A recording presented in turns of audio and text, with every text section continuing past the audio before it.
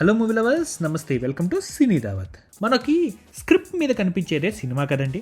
Yes, తెర మీద కనిపించేది కూడా సినిమా. అయితే తెర వెనకాల స్క్రిప్టే ముఖ్యం. కానీ ఆ సినిమా వెనుక హీరో ఇంకా డైరెక్టర్ మధ్య జరిగిన ఈగో క్లాష్లు, విభేదాలు, సైలెంట్ వార్స్ మనకి ఎప్పుడూ బయటికి రావు కదా. ఇప్పుడు అలా కొన్ని క్లాషెస్ వల్ల ఎలాంటి సినిమాలు ఎలా ఇంపాక్ట్ అయ్యాయో ఖచ్చితంగా తెలుసుకుందాం. నా దగ్గర ఒక మంచి లిస్ట్ ఉంది. ఆ లిస్ట్ నేను మీ ముందుకు తెస్తున్నాను. ఎందుకంటే ఇది ఖచ్చితంగా అందరూ తెలుసుకోవాలి. ఇది బయట ప్రపంచానికి కూడా తెలియాలి.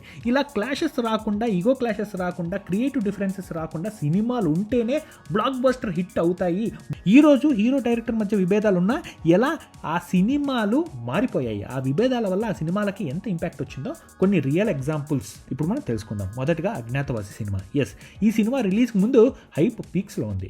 కాంబినేషన్ చెప్పాలంటే స్టార్ హీరో, టాప్ డైరెక్టర్స్. కానీ షూటింగ్ దశలో స్క్రిప్ట్ మార్పులు, సీన్స్ విషయంలో భేదాభిప్రాయాలు, ఎడిటింగ్ దగ్గర క్లాష్. చెప్పాలంటే పవన్ కళ్యాణ్ గారు, త్రివిక్రమ్ గారి మధ్య గ్యాప్ కూడా వచ్చిందని అప్పట్లో ఇండస్ట్రీ వర్గాల్లో చాలా బలంగా వినిపించింది. ఫలితం ఏంటి? కాంటెంట్ కనెక్ట్ కాలేదు, టాక్ అయితే నెగిటివ్, ఇంకా బాక్స్ ఆఫీస్ దగ్గర భారీ షాక్. ఇక్కడ స్టార్స్ ఉన్న అండర్స్టాండింగ్ లేకపోతే సినిమా నిలబడదని కూడా ప్రూవ్ అయింది. ఇక రెండో ఎగ్జాంపుల్ బ్రహ్మోత్సవం మూవీ. ఈ సినిమా ఫ్యామిలీ ఎమోషన్స్తో ప్లాన్ చేయబడింది. కానీ మహేష్ గారి డ్యాన్స్ ట్రోల్ అవ్వడం, అలాగే హీరో ఎక్స్పెక్టేషన్స్, డైరెక్టర్ విజన్, ఈ రెండు ఒకే లైన్లో నడవలేదని కూడా అప్పట్లో టాక్ ఉంది. షూటింగ్ విషయంలో చాలా సీన్స్ రీషూట్ అయ్యాయని కూడా టాక్ కూడా వచ్చింది. ఎడిటింగ్లో కూడా పెద్ద మార్పులే జరిగాయట. రిజల్ట్ ఏముంది? ఆడియన్స్ కనెక్ట్ కాలేదు. సినిమా బాగా డల్ అనిపించింది. కెరీర్లోనే చెప్పాలంటే మన సూపర్ స్టార్ మహేష్ బాబు గారి కెరీర్లోనే అత్యంత డిజాస్టర్గా ఈ బ్రహ్మోత్సవం నిలిచింది. ఇక మూడో సినిమా వచ్చేసి స్పైడర్. ఎస్, పాన్ ఇండియా ప్రయత్నంగా వచ్చిన సినిమా ఇదే. కానీ మహేష్ బాబు గారి స్టైల్కి, స్టోరీకి ఏమాత్రం సెట్ కాలేదని, అలాగే మురుగదాస్ గారి డైరెక్షన్ కూడా చాలా వీక్ అని అప్పట్లో విమర్శలు వచ్చాయి. ఆడియన్స్ కూడా చాలా ఫీల్ అయ్యారు, ఏంటి ఇలాంటి సినిమా వచ్చింది మా మహేష్ అన్న నుంచి అని. చెప్పాలంటే షూటింగ్ టైంలో కథ, టోన్ విషయంలో చాలా మార్పులు జరిగాయని కూడా టాక్ ఉంది. ఫలితం ఏంటి? సినిమా టెక్నికల్గా బాగున్నా కనెక్ట్ అవ్వలేదు. డిజాస్టర్, మిక్స్డ్ రిజల్ట్ ఉంది. కానీ ఫైనల్గా మహేష్ అన్నకి రావాల్సిన హిట్ అయితే కాదు కదా. ఇక నాలుగో సినిమా కలేజా అని చెప్పుకోవాలి. ఇది ఒక స్పెషల్ కేస్ అనే చెప్పుకోవాలి. షూటింగ్ సమయంలో డైరెక్టర్ పర్ఫెక్షనిజం, ఇంకా హీరో ఇమేజ్, కాన్సెప్ట్స్ చెప్పాలంటే చాలా వరకు తేడాలు కొట్టాయి. ఇప్పటికీ కలేజా సినిమా మనం టీవీలో వస్తే చూస్తాం. కానీ అప్పట్లో ఇది ఎందుకు డిజాస్టర్ అయిందంటే మహేష్ అన్నని మనం అంత డిఫరెంట్గా చూడలేకపోయాం. అది కూడా బహుశా స్క్రిప్ట్లో ప్రాబ్లమే కదా. ఎందుకంటే రిజల్ట్ మాత్రం ఫ్లాపే కదా. ఈ సినిమా టైంలో కొంత గొడవలు వచ్చాయి, కాంటెంట్ స్ట్రాంగ్గా ఉన్నా కూడా ఏదో విభేదాలు ఉన్నాయి. బట్ ఫైనల్గా అయితే అప్పట్లో ఇలా జరిగింది. సో ఐదో సినిమా వచ్చేసి రాధశ్యామ్. ఎస్, లవ్ స్టోరీగా మొదలై పాన్ ఇండియా ప్రాజెక్ట్గా మారింది. కానీ హీరో ఇమేజ్, డైరెక్టర్ నేరేషన్ ఒకే లైన్లో నడవలేదనేది మాత్రం ఖచ్చితంగా చెప్పుకోవాలి. ఆడియన్స్ ఫీల్ కూడా అయ్యారు ఈ విషయంలో. లవ్ స్టోరీ కాస్త డిజాస్టర్ అయింది. చెప్పాలంటే ప్రభాస్ అన్నని పెట్టుకొని ఒక్క ఫైట్ ఉండదండి రాధేశ్యామ్లో. ఆయన కటౌట్కి ఫైట్ అయితే ఉండాలి కదా. సో రిజల్ట్ భారీ అంచనాలు, మిక్స్డ్ ఫలితం, ఓవరాల్గా ఫ్లాప్. ఇక ఆరో సినిమా వచ్చేసి సాహో. భారీ బడ్జెట్, భారీ హైప్.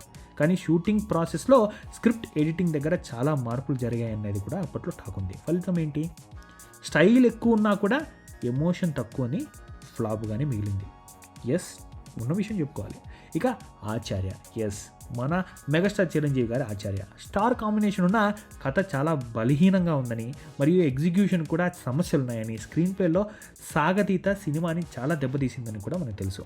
ఇండస్ట్రీలో మంచి విజన్ని మిస్యూజ్ చేశారన్న మాటలు కూడా బలంగా వినిపించాయి. ఎందుకంటే ఈ ఆచార్య మూవీలో మెగాస్టార్ చిరంజీవి ఇంకా ఆయన తనయుడు రామ్ చరణ్ గారు ఇద్దరు నటించారు.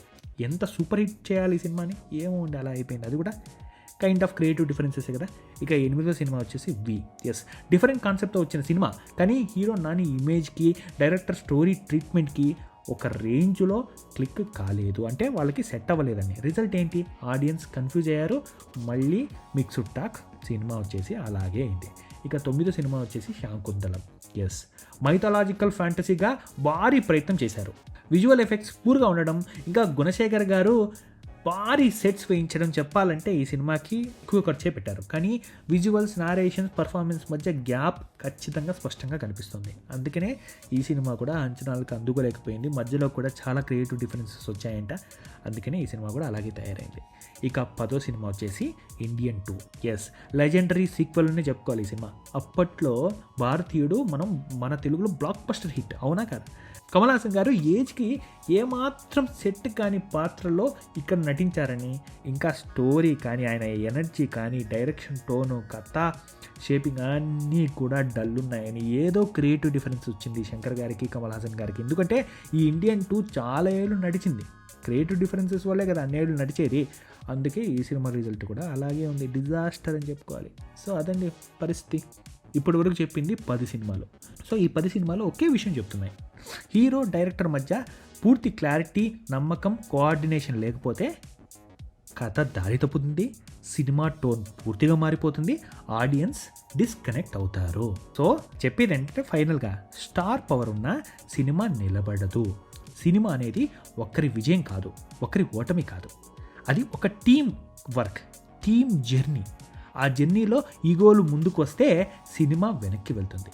సో ఇలాంటి సినిమాల గురించి మీకు ఏదైనా మంచి ఇన్ఫర్మేషన్ తెలుసా? మీకు కూడా ఇట్లాంటి టాక్ ఏదైనా వచ్చిన సినిమాల లిస్ట్ ఏమైనా తెలిస్తే మీరు కూడా ఒకసారి కమెంట్ సెక్షన్లో పంచుకోండి. ఇలాంటి రియల్ సినీ ఇన్సైడ్ స్టోరీస్ కోసం మన సినీ దావత్ ఛానల్ మాత్రం సబ్స్క్రైబ్ చేసుకోవడం మర్చిపోద్దండి. Thank you.